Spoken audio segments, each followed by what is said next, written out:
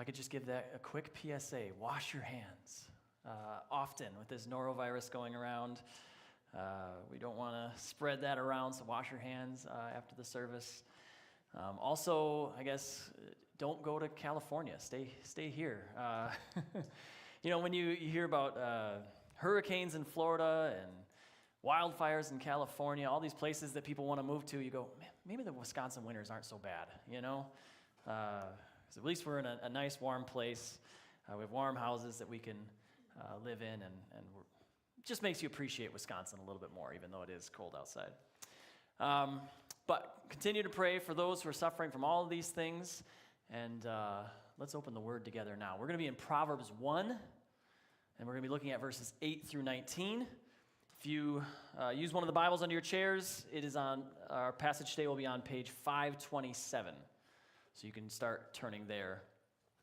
But as we kind of go deeper into the book of Proverbs that we started last week, what we're going to see starting today and in many weeks coming, that we're going to see this kind of literary device that Solomon employs over and over again, really.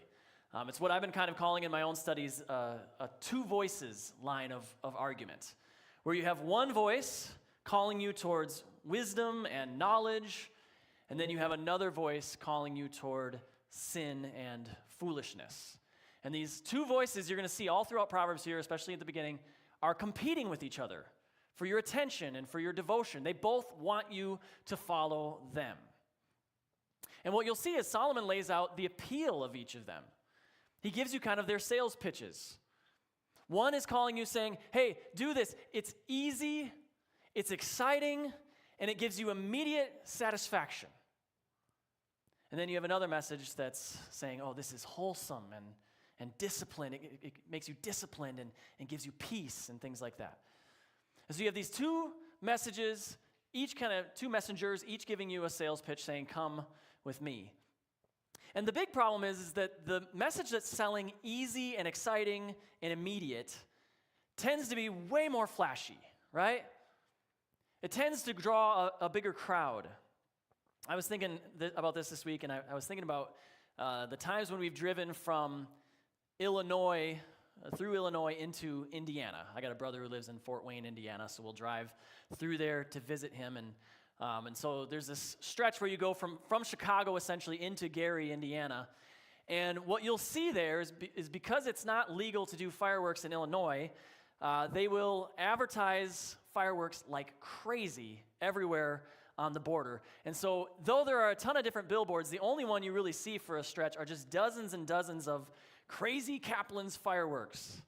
All of these stores that are there on the border, and you can see here some kind of crazy looking guy holding what looks like a stick of dynamite, which is a great idea, right? But what are they selling? Easy excitement. Look at this. All you got to do is light this thing, and it goes bang, and you can have fun. And it's very appealing, right?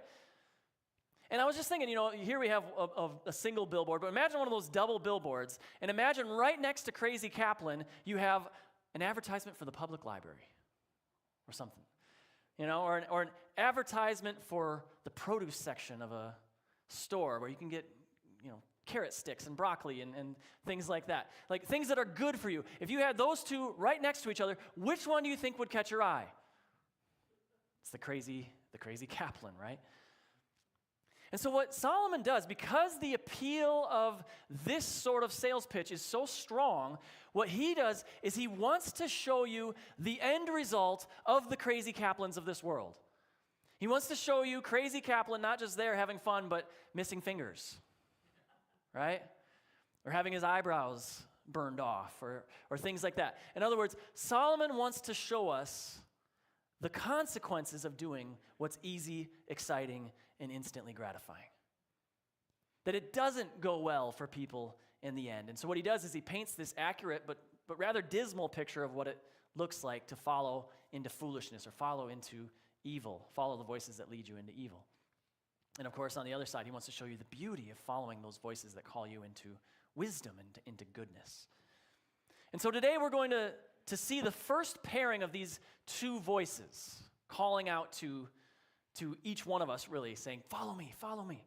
And we're going to see that those two voices could not be more different, and the end result of these voices could not be more different. And so with that in mind, let's see these voices speaking in Proverbs 8 through 19. So as we read this together, would you all please stand?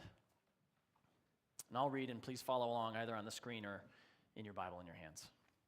Proverbs 8 through 19. Solomon says, "Hear, my son, your father's instruction, and forsake not your mother's teaching. For they are a graceful garland for your head and pendants for your neck. My son, if sinners entice you, do not consent. If they say, 'Come with us, let us lie in wait for blood. Let us ambush the innocent without reason.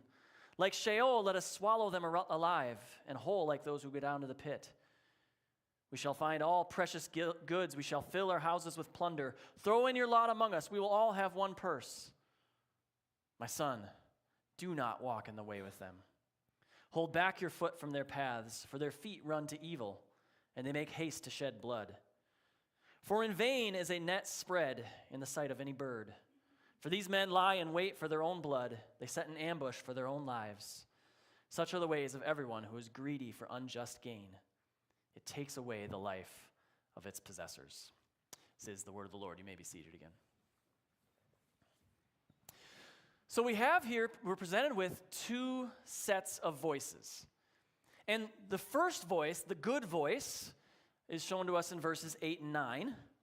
And it's actually the voice of a father and a mother. So Solomon and whatever wife he was... that is the mother of Rehoboam, I assume. And together, the mother and father represent the voice of wisdom that a son or daughter should listen to if they're wise enough to hear it.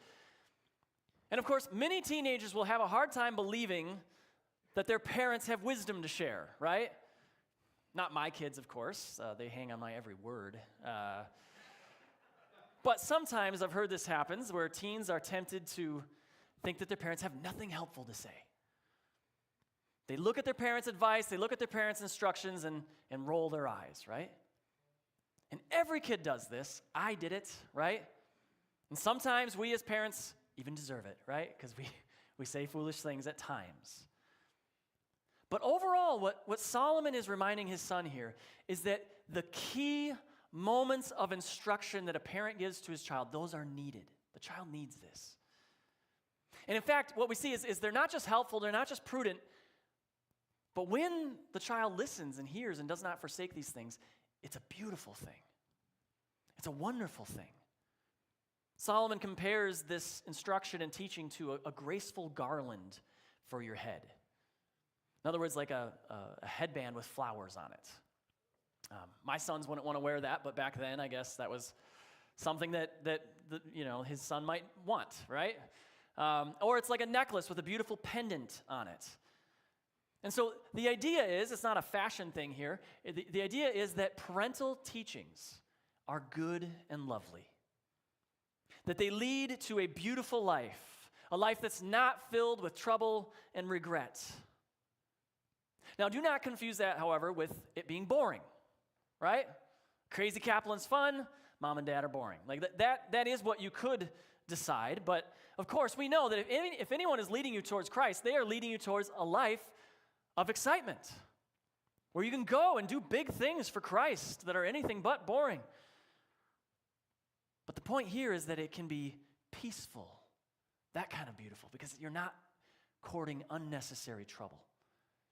And it can be joyful because you're serving the God you love and you're serving the people you love. And if you really love people, there's nothing better than serving them. There's nothing more exciting to you than to say, wow, I can do this for them.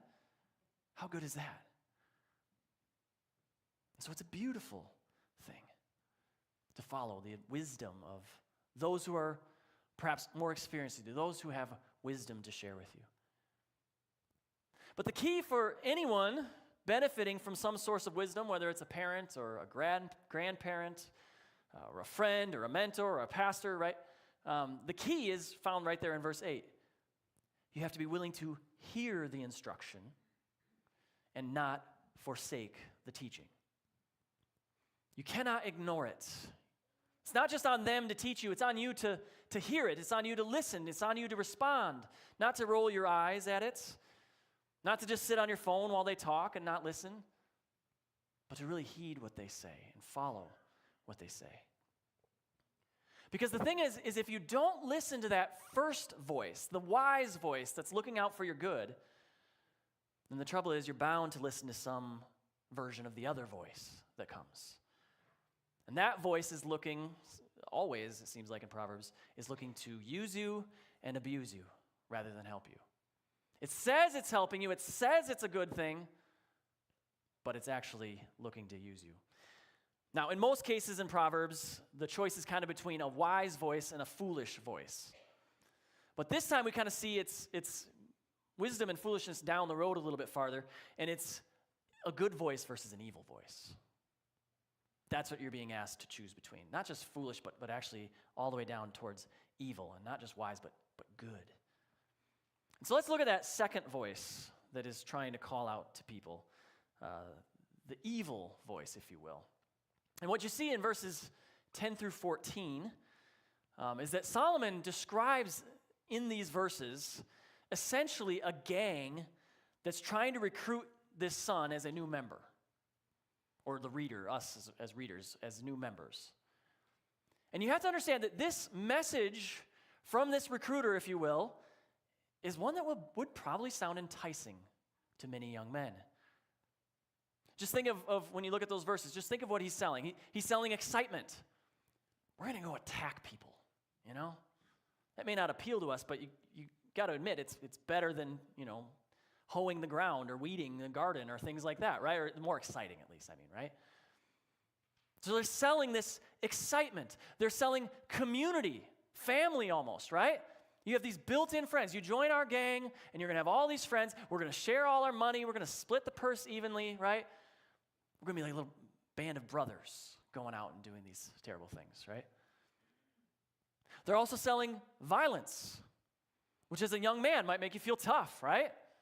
Oh, how good will this be? Oh, yeah, we're tough. We're going to go and waylay people and things like that. And then lastly, they're selling quick, easy money that doesn't require hours and hours of work. They work, and we just take it from them. That's a great deal, it feels like, as a young guy. And so that is an appealing cocktail for a lot of young men. It's a rather strong sales pitch. Especially when you compare it with the message of someone saying, well, work hard and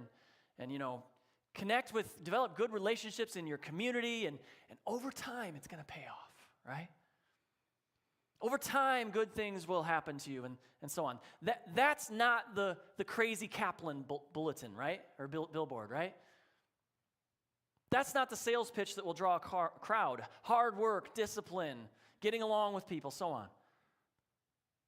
But what Solomon wants to make clear is that is actually where happiness is found. Or that is a superior life to the violence of the gang recruiter. And in fact, the way he shows us how much better this life is through something called an inclusio. Inclusios are where you say something in one spot, and then later you say the exact same thing, maybe with some small changes, but it kind of frames the whole argument that you're making, okay?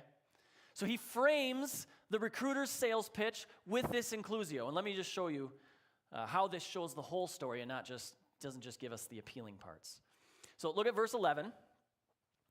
Here we see this is the sales pitch, right? It says, if they say, come with us, let us lie in wait for blood, let us ambush the innocent without reason. Now notice we have some things in italics there, okay? Focus in on those in a second here. But here we see that, first of all, the violence that they are promoting is without reason. Later, he's going to talk about stealing money and that being one of their motivations, but here it's just senseless violence. I can't help but think about ALCS, right? Where my wife teaches, my kids go, right? Everyone's trying to find out, we're trying to discover, why did she do this? Why did this happen? There doesn't always have to be a reason, right? Let us do this without reason. She listened to the voice that was saying that, essentially.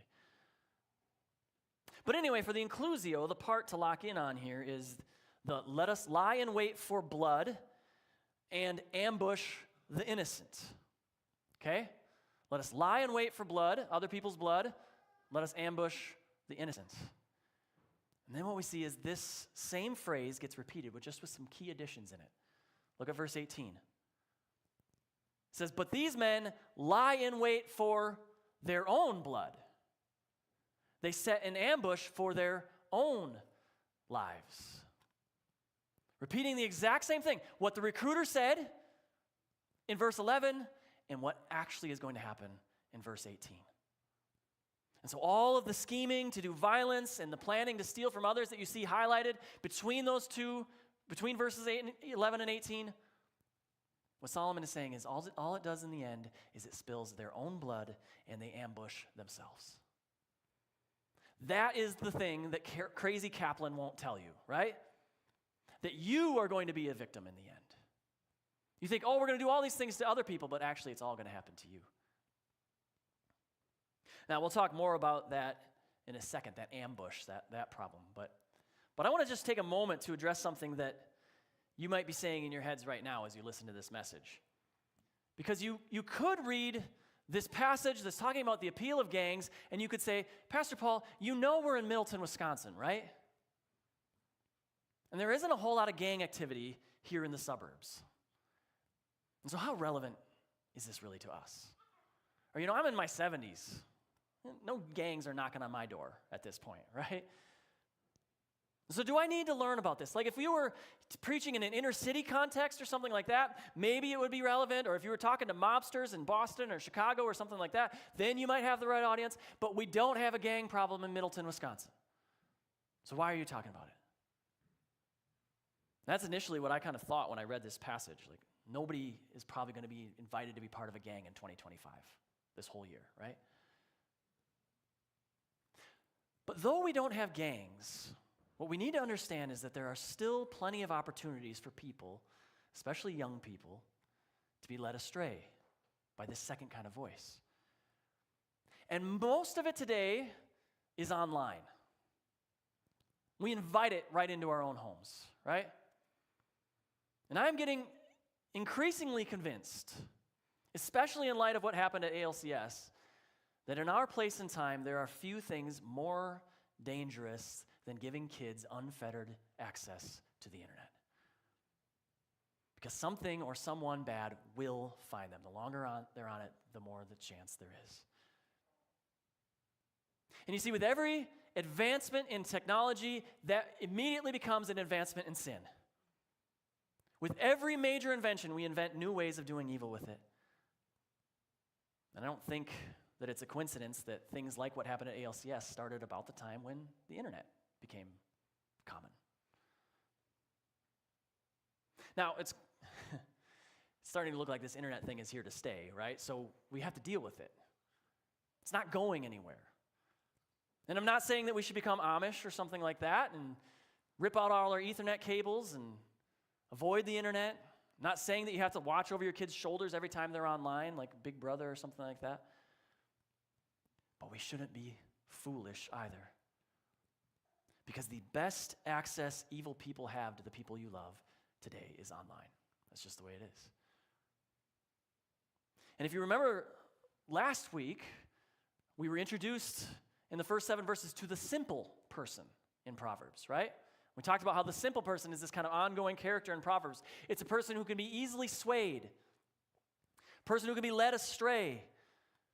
And of course, they could go towards wisdom at that point, but they also are really in danger of going towards the other voice, being taken, drawn away from wisdom and toward foolishness and toward evil. And what we need to understand is that all young people start out simple. They can be led astray. Not everyone grows out of it, but everyone starts there. Every last one of us. And so we have to help them and guide them and supervise them and model boundaries with our own phones and our own entertainment and all of that. And they have to listen. It's not just on the teacher, it's on the student. In fact, that's what we see next. That's what verse 10 says. My son, if sinners entice you, Do not consent. Don't listen to them. Don't agree with them. Don't go with them. Instead, the implication is listen to the other voice. Listen to your father and mother. Or listen to good Christian mentors. Listen to people you can trust to give you wisdom. Listen to people you can trust to lead you toward God and not away from Him. Wisdom that has you following God's word. That's where you need to go. That's the voice to follow. And so just because we don't have gangs here in Middleton or wherever you're from, that doesn't mean there's not application for us. There are always voices trying to lead us away from wisdom. And online, those voices are multiplied by 1,000,000. You want to run in any direction, you can find someone encouraging you to do so online. So be careful. And listen more to the voices of the people who truly know you and care for you. Now, let's get back to this idea of people setting an ambush for themselves. People looking to harm others are actually harming themselves. That's what Solomon has said. And of course, this is something that I think we see play out all the time. You see it on the news. Someone commits a crime, and they get punished for that crime. Or someone goes to commit a crime, and they die in the act. Or, different things like that. And in fact, I think a lot of modern TV shows have really taken and run with this idea, right? Where the main character of the show is actually a rather bad guy who's doing bad things. And what the show does is kind of explores all of the destruction that comes from those crimes. I looked up some of them. Breaking Bad, The Sopranos, The Wire, House of Cards, shows that I'm not recommending to any of you, okay? But according to Google, in all of these shows, you get the main character who's a bad guy, a criminal, and they die in the final episode. They do all these bad things, and it catches up to them in the end. And these shows are trying to show us this reality, or they're picking up on this reality, that it never ends well for those who are criminals and who throw their lot in with other criminals. They are setting a trap for themselves. Of course, we know as believers that even if a criminal does somehow get away with it all through their life, and they die without ever being found out, we know that they still will experience justice for what they've done. That God gets justice in the end. But usually, Proverbs often speaks in kind of generalities. Usually things go wrong even sooner than eternal judgment. And so Solomon's saying we should see this pattern. We should notice this and thus not follow those sinners who are trying to entice us with this message of easy and exciting and instantly gratifying. And Solomon uses these birds as his point of comparison for people who can't see these traps that they lay out for themselves. Let's read these verses again, verses 17 through 19. Here it says, "For in vain is a net spread in the sight of any bird, but these men lie in wait for their own blood. They set an ambush for their own lives. Such are the ways of everyone who is greedy for unjust gain. It takes away the life of its possessors." Now, he could be saying one of two things here. They both kind of have the same result, but there's kind of two different ways to get there and interpretations to get there. He could be saying, on the one hand, that these guys who set traps for themselves, who commit crimes that end in their own comeuppance, right? He could be saying, you guys are even dumber than birds. Because at least birds, if they see someone laying out a trap for them, they don't fly into it. They see someone putting up a net, they don't fly into that net. That could be what he's saying.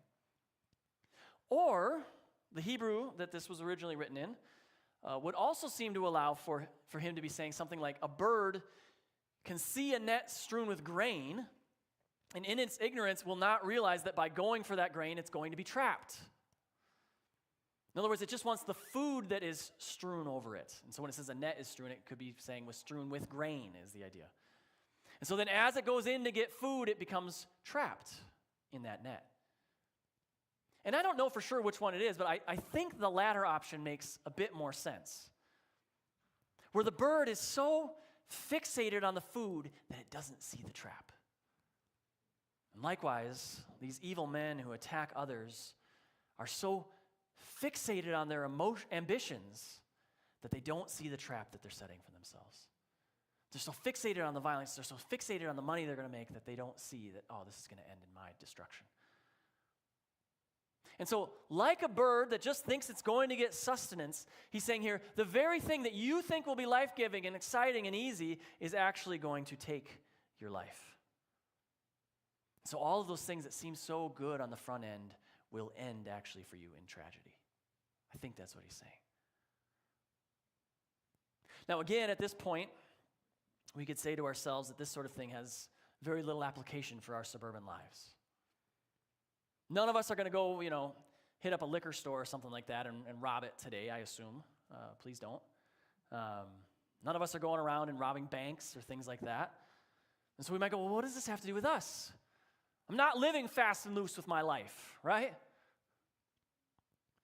Well, you see, even if we don't have a lot of experience with violence, I still think we all have a lot of experience with setting traps for ourselves.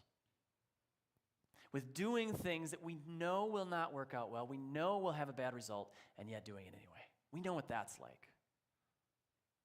Ambushing ourselves, essentially. So, for example, there are things we should see ahead of time. We should see the result of workaholism ahead of time. We know that by staying late again, that we're damaging our relationships. And we should be able to see that the people we care about most at some point might say, you know what, I reject you because you've rejected me. It's the whole cat's in the cradle in this song, right? We know that. We know that someday we'll be sitting on our deathbed regretting how much we worked. We won't be sitting there going, I wish I'd gone to the office a few more days. No, the workaholic knows that they're going to sit there on their deathbed and go, I wish I had spent more time with my loved ones. And yet they continue in it. They set the trap for themselves.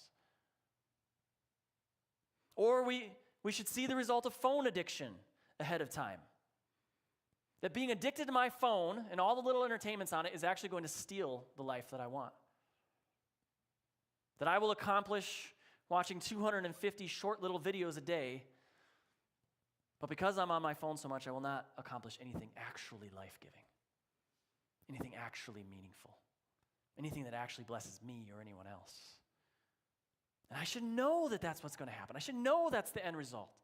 I should know that I'm going to pass that same addiction on to my kids if I'm not careful, right? But we set that trap for ourselves every day. I'm just going to step right back into that trap and watch my videos, do my thing, whatever it is. And we could go on and on with different things that this fits with. I should see the result of laziness, or of poor eating habits, or of anger, or of tobacco use, or of being easily offended and bitter towards people, or of just simple things like driving too fast, or the anxiety that comes with being a perfectionist. Like, I should see that I'm just setting a trap for myself, but I miss it all the time.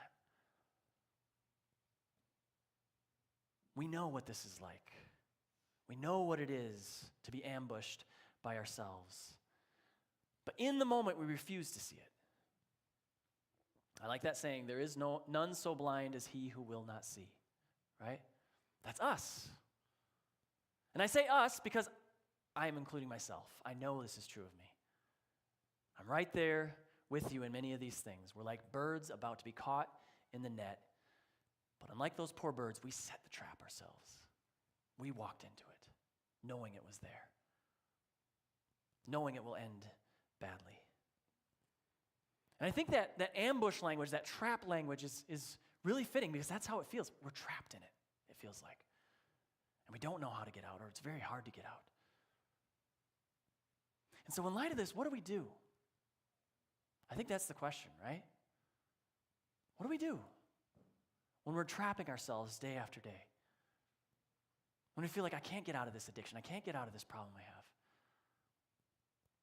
Well, as a starting place at least, I think our passage would show us that what we need to do over and over again every day is we have to stop and just ask ourselves what voice we want to listen to. That's what Proverbs continually gives us, right? 2 voices. What voice do I want to listen to? What voice is leading me toward what will ultimately be the best life? Because a simple person will never stop and ask. All they'll ask is, well, what do I want to do at this moment? What'll feel best right at this minute, right? And of course, what's going to happen is they're going to get drawn into all kinds of awful things by all kinds of awful people. And the end will be their death, it says.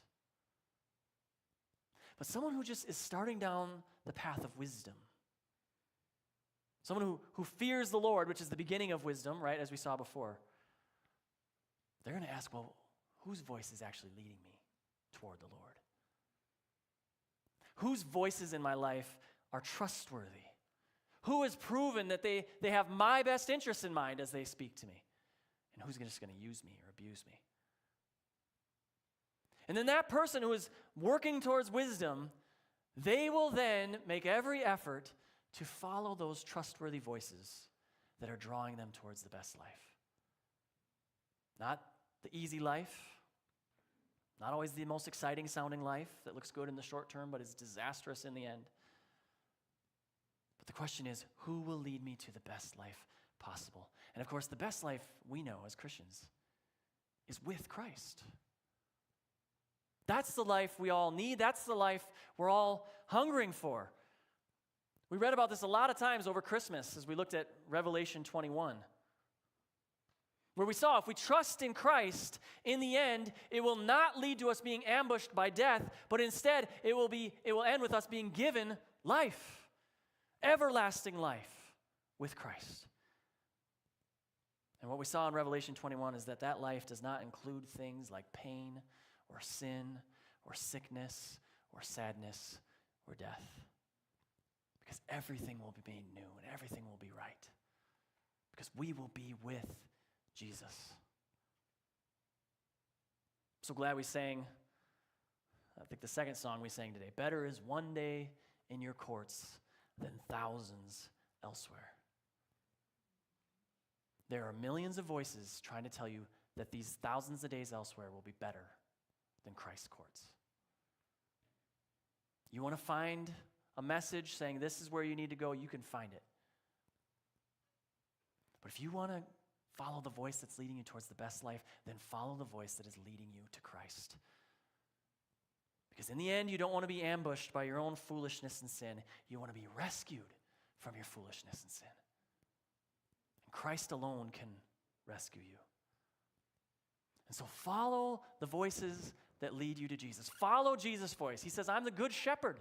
The sheep hear my voice and follow. There are all kinds of bad shepherds trying to get you to follow them. Follow the good shepherd, and he will lead you to the life that is best. Amen? Let's thank him for that now, and then we'll take communion. And remember what Christ did to give us this life with him forever. Heavenly Father, we thank you that we have everlasting life in Christ. And it's a good life. It's a joy-filled life. It's anything but boring, but it is infinitely satisfying.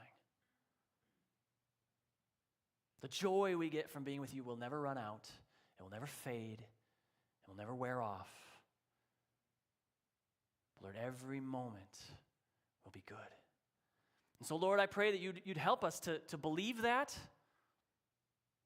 and thus follow the voices that are leading us deeper into relationship with you rather than pulling us away from you. There's no shortage of voices trying to pull us away. May we not follow them, Lord. May we see them for what they are. May we see them like Solomon does and look to the end and see, oh, this is where this is leading. I don't want to go there. And instead, Lord, would we follow you because you're taking us to where we want to go. You're taking us to that place of total and complete rest and joy, without pain, without sickness, without sorrow, without death, and only with joy because you are there. And so, Lord, may we hunger for that day or for that place. May we look forward to the new heavens and new earth that you have promised us and you will be creating.